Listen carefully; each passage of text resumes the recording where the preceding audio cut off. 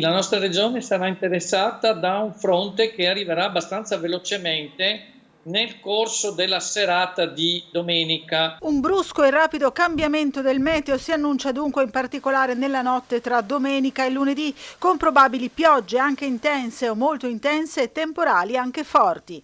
Quindi domani in giornata avremo probabilmente anche un tempo buono. Durante il corso della giornata potrebbero esserci dei rovesci sparsi. Il peggioramento abbastanza marcato arriva in serata, probabilmente proprio dopo il tramonto. Questo fronte arriverà con correnti molto umide meridionali, quindi comincerà a soffiare scirocco sulla costa, vento da sud-est, inizieranno a esserci delle piogge abbondanti, localmente anche intense, e con il sorgere di temporali nella tarda serata di domani le piogge potrebbero diventare localmente anche molto intense e forse anche persistenti. La Protezione Civile allerta la popolazione anche per la possibilità di mareggiate lungo la costa, sempre nella stessa nottata. Come spiega l'esperto dell'ARPA Osner regionale, dopo lo scirocco è previsto il libeccio, da sostenuto a forte, proprio durante i temporali. Una situazione a cui si guarda con timore soprattutto nell'area giuliana. Il fronte è preceduto da scirocco e questo tende a interessare maggiormente